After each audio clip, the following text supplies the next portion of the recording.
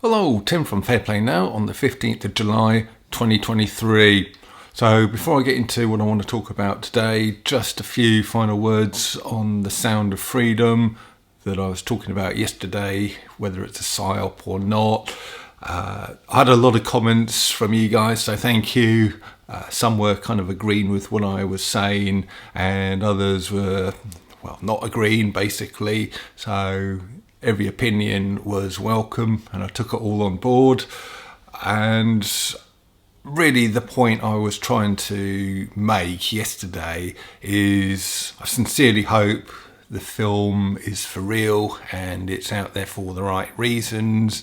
And I think it was one comment under the video, or something I saw somewhere at least, is apparently that film's been banned in that country that's a bastion for freedom and free speech and everything else, New Zealand.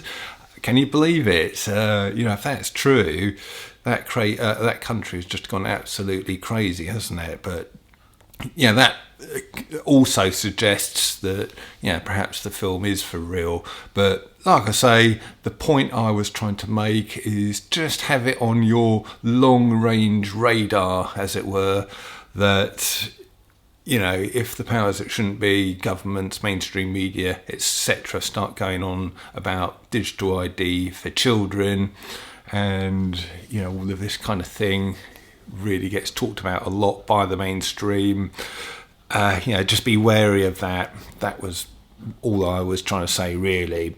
So moving on from that, some news. I was looking at an article from the BBC a couple of days ago.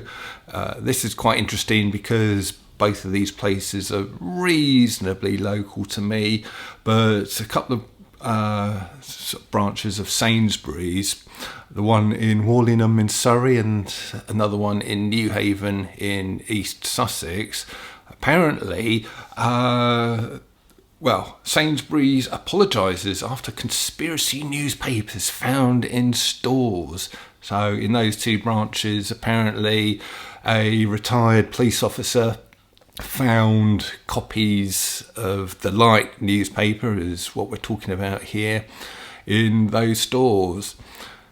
First of all, I'd like to congratulate the people of Newhaven and Wallingham for getting those papers in there. Fantastic work, guys. That was brilliant. And you've certainly rattled a few cages, haven't you? So that was really, really great. But yeah, this retired police officer, obviously a busybody with nothing better to do, and who is retired from the police force, which would be the same police, wouldn't it, who were going down on bended knees to BLM and pretty much at the same time were kicking little old ladies to the ground for daring to go out there and sort of express their opinions about the government's lockdown policies. So that's the same police force that we're talking about. And anyway, this busybody sort of said, why are you sort of stocking this newspaper here, this conspiracy newspaper? And then he went to the BBC, who, of course, were overjoyed to do yet another hit piece on the Light newspaper. I don't think Sainsbury's needs to apologise for stocking pretty much the only newspaper out there who actually tells the truth. In fact, they should be issuing apologies for stocking rags, like all the normal mainstream media sort of ones who refuse to investigate the truth and what's really going on in the world. Maybe one of us should complain to Sainsbury's about that. After all, they've set a precedent. So, if we go in and complain that these rags, these newspapers, so-called, are full of misinformation, really they should be pulling those off of their shelves as well, shouldn't they? Just a sort of a point. But yeah, interesting story, don't you think?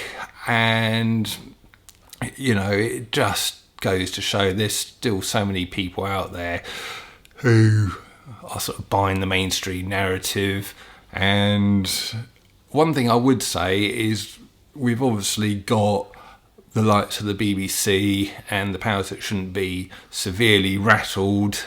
The Light newspaper is obviously growing as far as its subscriptions and readership is concerned. And yeah, the powers that shouldn't be really don't like it, do they? We had that hit piece on the Light newspaper by the BBC a few weeks ago, and we've now got this article as well. So yeah, they really don't like the truth getting out there, is how I'd describe that. Another bit of news, you've probably seen this already, but it's this thing from a website called donotconsent.co.uk. You've probably seen the sort of a yellow circle with black writing in it, and I think what they're calling for people to do is to put that symbol on, put it on your Facebook and whatever else, and also to say this thing, which I'll say it because I totally 100% agree with this, and in fact I've actually said this pretty much in some of my videos in the past anyway, but it goes: I withdraw my consent to be governed by any corrupt, compromised, belligerent, criminal parliament or government. I will not comply. Like I said, I've said that in the past anyway. I've made the assertion on here that I believe this government and the whole system, political system, is deeply corrupt. It's in the pay of the powers that shouldn't be, rather than they listen to them and do their bidding rather than doing the bidding of us, the people. And therefore, I don't think they've got any legitimacy whatsoever. That doesn't mean I'll be running amok, of course, doing anything unlawful. I am a lawful man, and I uphold and adhere to the common law principles of cause no loss, cause no harm, don't breach the peace, and don't breach your contracts. So anyone watching this can rest assured that I will be adhering to those principles 100%, but I will not be consenting to the government and their diktats. So I think it's a really good initiative, and I'll leave all the links, that link to donotconsent.co.uk in the description box below, because it's got kind of things like letter templates, email templates and more information, etc. And you can send this kind of thing off to your local MP and to Sunak and other ministers, etc. as well. So personally, I think it's a good initiative, but of course, like all of these things, there's already detractors. I think this is a little bit ridiculous, to be honest with you. There's a post on Telegram knocking around at the moment, and it goes: in case nobody has noticed, a video floating around asking everyone to make a video. So everyone puts their faces out there for identification. Not very well thought out. Assisting with the digital identity program. Fools. Just a heads up, think about it first. Don't just jump on the bandwagon. So the operative words there, I'd say, are, so everyone puts their faces out there for identification. Oh no, I better not do it then, better not do that whole thing. Hang on just a minute. I would say that if you've ever attended a stand in the park, a London shopping trip, or any other kind of march around the country, if you've ever made a video like this or written a post like this, or if you've really even just looked at posts and videos such as mine and those of others that goes on about this kind of thing, you might have got away if it's just only one or two, but if you've done any more than sort of a dozen or so, watched any more of a dozen of my videos or anything like that, if you've ever sort of distributed the Light newspaper, or probably even sort of picked one up and read it, I'm sorry, but you have already put your face out there for identification, and the powers that shouldn't be will be fully aware of, what your thoughts are. So I think it's a bit of a silly one, to be honest with you. So I'm going to sort of support this initiative, and basically I've got nothing to lose because I've already put my face out there for identification when I first started making these videos. Of course, it's up to you whether you do that.